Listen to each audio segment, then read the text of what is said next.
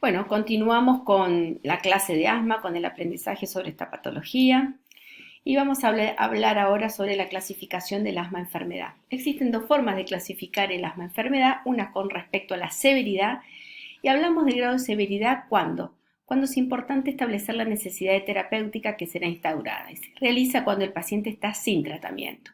Ahora, otra forma del grado de control refleja la calidad de asma del paciente, además de disminuir el riesgo de exacerbaciones y deterioro de la función pulmonar. Pueden estar controlados o no, independientemente de la gravedad de la enfermedad, y esto refleja el tratamiento adecuado de cada paciente. Con respecto a la clasificación y según niveles de gravedad del asma, la podemos clasificar en intermitente o persistente, y dentro de persistente leve, moderado o grave, y ahí tenemos 4 ítems: los síntomas diurnos, los síntomas nocturnos, la relación BEF, que es el volumen expiratorio forzado sobre la capacidad vital forzada, y la variabilidad del pico flujo. Y esto, en cuanto a la frecuencia con que aparece a lo largo del tiempo, vamos a clasificar la gravedad del asma. Con respecto a la clasificación según el grado de control del asma, podemos clasificar si el asma está controlado, si está parcialmente controlado o si no está controlado, y eso nos tenemos que hacer un mínimo un interrogatorio las 4 últimas semanas y preguntar síntomas diurnos más de 2 veces por semana, algún despertar por asma, medicación de rescate más de 2 veces por semana o limitación en la actividad física habitual de los niños. Y con respecto a la prueba de control de asma, nosotros nos valemos de la ZT. ¿Sí? Y la ZT, existen dos tipos de pruebas, para niños entre 4 y 11 años y entre 12 años y mayores. Con respecto a qué importancia le damos, porque logramos identificar a los pacientes con un asma mal controlada, permitiendo tomar acciones precoces y prevenir el desarrollo de exacerbaciones graves. También refleja la efectividad de las intervenciones terapéuticas que vayamos tomando a lo largo del tiempo. Acá tenemos el formato de cómo aparecen estas pruebas que se lo entregan a los niños y se considera, por ejemplo, en este niño de 4 a 11 años las preguntas es: ¿cómo está tu asma hoy? ¿En qué medida tu asma es un problema? ¿Cuándo corres? ¿Cuándo haces gimnasia? ¿Toses como causa de asma? ¿Te despiertas por la noche por causas de asma? Bueno, de acuerdo a la relación que tengan de estas preguntas, se considera que un paciente está mal controlado cuando tiene un puntaje inferior a 20, ¿sí? A 20 puntos. Y acá, en este formato, podemos hacerlo, sumar, y nos va a dar más o menos de 20 puntos. Con respecto a la ZT en niños mayores de 12 años, las preguntas también son en las últimas 4 semanas: con qué frecuencia le impidió completar sus tareas habituales, con qué frecuencia sintió falta de aire, los silbidos cuando aparentan, y con qué frecuencia usó el inhalador de efecto inmediato, ¿sí? Y cómo calificaría su asma. Entonces ahí también tenemos un puntaje de 25, tenemos un control total de asma. De 20 a 24 estamos cerca del objetivo, y menos de 20 estamos lejos del objetivo, o sea, tenemos un mal control de su asma. El tratamiento del asma es higiénico, dietético, ambiental y también medicamentoso. Ahí influye la alimentación saludable, evitar alergenos, educación en el automanejo, esto es muy importante para el domicilio, ejercicios físicos, la orientación de qué tipos de ejercicio lo benefician, evitar el sobrepeso y la obesidad es uno de los pilares más importantes por el aumento de sobrepeso y obesidad de nuestros niños, y controlar los desencadenantes ambientales. Y después, con respecto a la parte medicamentosa, tenemos que conocer cuáles son los fármacos de rescate y cuáles son los fármacos de control. Y como una cosa muy importante, están en parte del tratamiento también, pero como un anexo, son las inmunizaciones. Estos pacientes tienen que tener un excelente control pediátrico.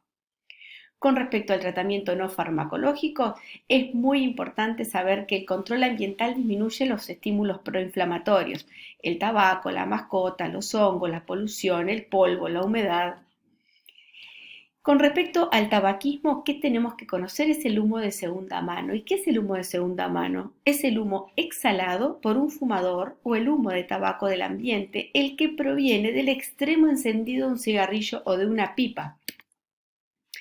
Y el humo de tercera mano son los residuos de la nicotina, por ejemplo, la cotinina y otras sustancias químicas que quedan adheridas a las superficies, a la ropa, a los muebles, a las paredes, en aquellos ambientes donde se fuma.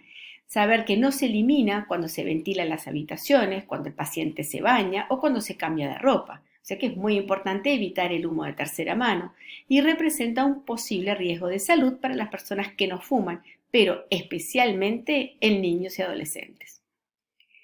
Otro es el tratamiento de las comorbilidades. Hay que tratar integralmente al niño. Hay que evitar y tratar el sobrepeso, el reflujo, la rinitis, la sinusitis, la anafilaxia, las alergias alimentarias y es muy importante conocer el estado emocional del niño, ya sea la depresión o la ansiedad.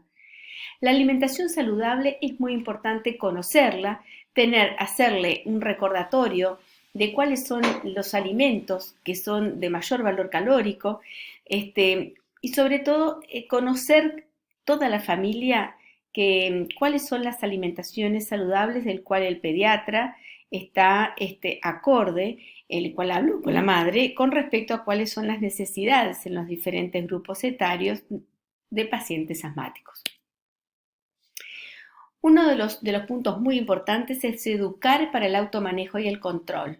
O sea, el paciente sabe que debe tener un autocontrol, tiene que tener un plan de acción escrito, el paciente tiene que conocer la medicación, tiene que conocer cuándo usarla, tiene que haber una revisión regular del grado de control de la enfermedad, del tratamiento y de las habilidades desarrolladas por el paciente, y tenemos que corroborar que estos pacientes recibieron la vacuna antigripal y la antineumocóxica. El tratamiento farmacológico del asma. En este punto empezamos con los fármacos.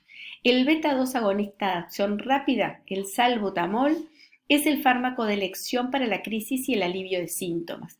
Es un agonista beta-2 selectivo de acción rápida. Se administra habitualmente por vía inhalatoria. También se puede nebulizar o se puede inhalar en dosis medidas. En las crisis graves, saber que esta medicación se puede dar por nebulización continua y también por vía intravenosa. Los glucocorticoides inhalados, por ejemplo el propionato de fluticasona, es un tratamiento de primera línea en el control del asma persistente. Los antiinflamatorios de tipo esteroideo son potentes, inhiben la migración y la actividad de las células inflamatorias y de esa manera disminuyen la producción de citoquinas, de leucotrienos, de prostaglandinas y potencian la respuesta de los receptores beta-2 del músculo liso bronquial. Esto es muy importante.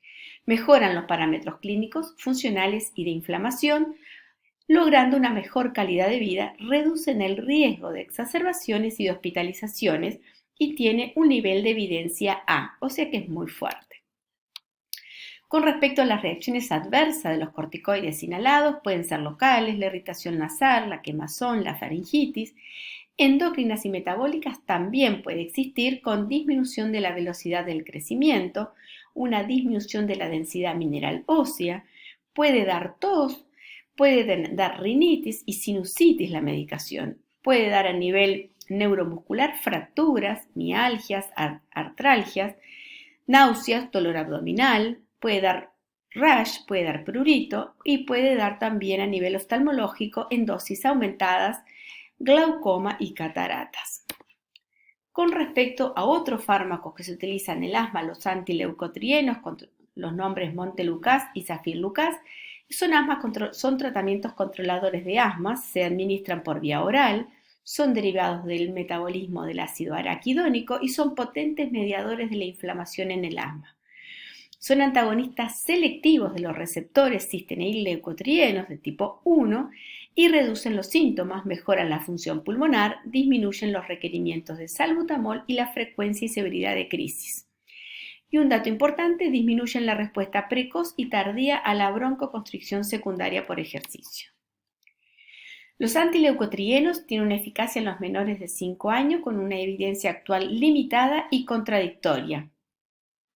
Tenemos que conocer las reacciones adversas de los antileucotrienos. En los niños de 2 a 5 años, si bien son raras, los más frecuentes son dolores abdominales, diarrea, cefaleas, hiperquinesia y una erupción cutánea y sed. Menos frecuentemente tenemos vasculitis autoinmunes y muy poco frecuentes, pero sí las tenemos que conocer, es el aumento de las enzimas hepáticas, la colestasis, agresividad, ansiedad, trastornos del sueño, alucinaciones, depresión, pensamiento y conducta suicida. Con respecto a la inhaloterapia, es muy importante conocer la técnica en los menores de 4 años, el inhalador presurizado con cámara espaciadora, en los de 4 a 6 años, un inhalador presurizado con cámara espaciadora con mascarilla, y en los mayores de 6 años, el inhalador, ¿tá?, que tiene una pieza bucal. El manejo del asma es un manejo personalizado. Hay que evaluar, hay que ajustar el tratamiento y hay que evaluar la respuesta. En cada paso de estos es muy importante confirmar diagnóstico, controlar los síntomas, comorbilidades, la técnica inhalatoria y la preferencia y metas del niño y la familia. Acá la familia tiene que estar muy integrada al tratamiento. El tratamiento farmacológico y no farmacológico necesita de una alta adherencia. Y revisar la respuesta luego de empezar el tratamiento, la aparición de exacerbaciones, los efectos secundarios, la satisfacción del paciente y qué está pasando en niños mayores de 5 años con la función pulmonar. El tratamiento en asma lo hacemos de manera escalonada de acuerdo al nivel de control del asma, ¿sí? Entonces tenemos diferentes controles y en los diferentes niveles lo que tenemos es las drogas o las medicaciones que tienen mejor evidencia o que mejores se adaptan a cada uno de los niños. Hablamos de dosis bajas, de glucocorticoides, de dosis media, de dosis altas, los antileucotrienos, la combinación de ambas. El tratamiento escalonado, cuando empieza el niño a hacer el tratamiento, se evalúa la respuesta y se puede aumentar el tratamiento aproximadamente cada 3 meses en el caso de no haber respuesta, o evaluar también la estabilización y el step down, que significa el descenso progresivo en el caso que amerite. Recordar que estamos frente a la enfermedad crónica más frecuente de asma y que pequeños cambios que hagamos en el tratamiento son grandes cambios a nivel del niño. Acá tenemos los niveles de 6 a 11 años, tenemos diferentes pasos, a diferencia de los niños menores de 5 años, en los cuales las medicaciones habitualmente se manejan en medicaciones similares, pero también aparecen que en pasos intermedios existen los broncodilatadores de acción prolongada con sus efectos adversos, que también hay que conocerlos, asociados siempre a corticoides inhalados, y evaluar respuesta. La referencia a los especialistas están cuando evaluamos un niño con una enfermedad crónica que no presenta una mejoría esperada en cada uno de los pasos.